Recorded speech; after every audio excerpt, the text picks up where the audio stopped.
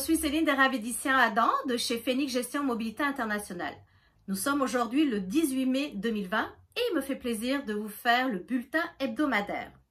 Pour commencer, nous avons eu une très bonne nouvelle la semaine dernière concernant IRCC, Immigration, Réfugiés, Citoyenneté Canada, qui annonce que toute personne qui détient un permis de travail et qui a perdu son emploi à cause des impacts de la COVID-19 et si elle retrouve un nouvel emploi, peut commencer déjà à travailler pendant le traitement de son permis de travail.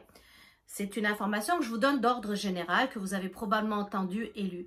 Toutefois, il faut faire attention parce qu'il faut quand même que la personne obtienne une IMT-CAQ au préalable ou une conformité d'offre d'emploi si jamais la personne passe par le programme, le programme de mobilité internationale. Excusez-moi.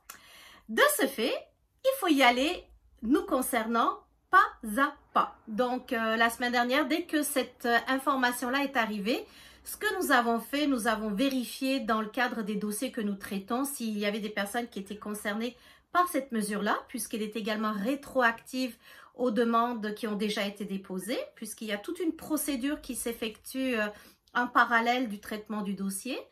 Et en même temps, les employeurs que nous n'avons pas encore contactés, nous allons finaliser donc les vérifications concernant vos autres dossiers et si jamais nous pouvons également permettre à certains travailleurs de passer par cette nouvelle passerelle, eh bien, nous allons vous informer également.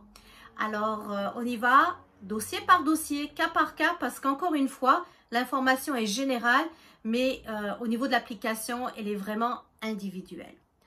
Donc, vous imaginez que chez nous, c'est pas mal, ça bouge pas mal.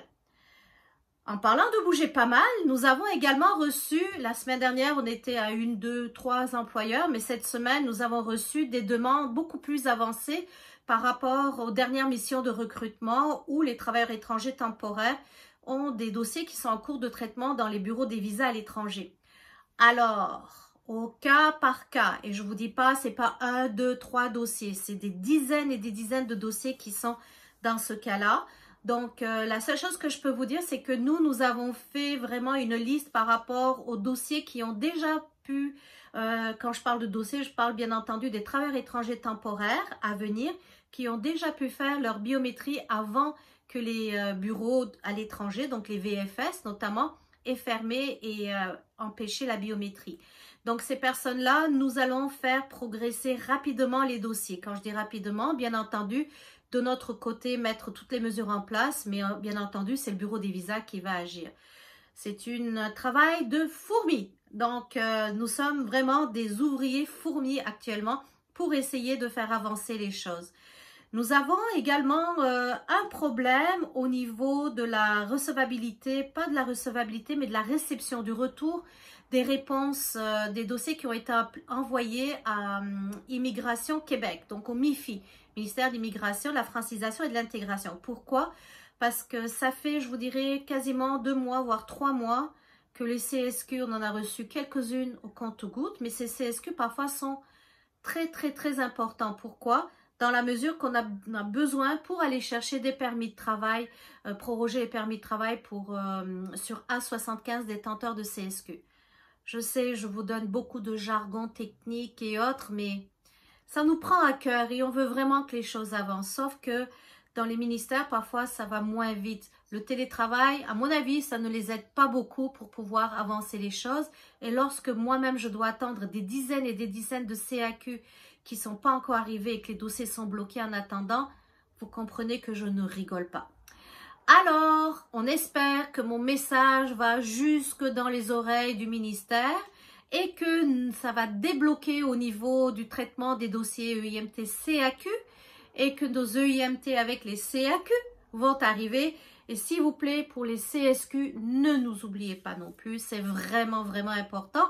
Ça va même jusqu'au bien-être des personnes parce que ceux qui sont en rétablissement de statut, pas en rétablissement, qui sont en prorogation de permis de travail par exemple, si le CSQ n'arrive pas et au cas où il y aurait un problématique avec IRCC et que le dossier serait traité plus tôt que prévu, eh bien c'est un refus. Et s'il y a un refus, la personne ne peut même pas toucher le programme, le PCU. Voilà. Alors notre bulletin aujourd'hui va bientôt s'achever. Juste pour rappel, nos webinaires à venir. Donc, il nous reste 2 webinaires pour le mois de mai. Le prochain qui aura lieu ce mercredi 20 mai, c'est au niveau de la francisation. Donc, la francisation qui est la clé de succès pour tout. L'intégration en milieu de travail, intégration dans la société québécoise, mais aussi la petite clé en or pour aller chercher le fameux CSQ encore une fois. Alors, on va voir à quel niveau c'est impacté dans tout ce qui se passe ces temps-ci. Comme vous savez, les cours ne se donnent pas, où est-ce qu'on en est, comment faire les évaluations, comment motiver vos travailleurs étrangers temporaires. Alors, venez écouter, c'est Viviana qui va nous faire cette présentation-là. Et puis, il y a beaucoup à apprendre. Et plus qu'apprendre, je dirais, prise de conscience à faire. Et la semaine prochaine, je vous en reparlerai lundi prochain, eh bien, ça sera justement passé au niveau des migrations d'un statut temporaire au permanent. Donc, bien entendu, je parlerai de la francisation également comme vous pouvez l'imaginer. Alors, voilà.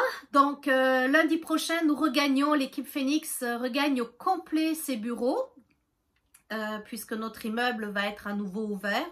Alors, on va travailler fort cette semaine pour tout ce qui est santé, sécurité, etc. en milieu de travail. On a beaucoup de travail. Je sais que vous aussi, vous êtes passé par là, donc à notre tour. Alors, je vous dirai à très bientôt, à la semaine prochaine. Et puis, passez surtout une excellente semaine en santé. À bientôt. Au revoir.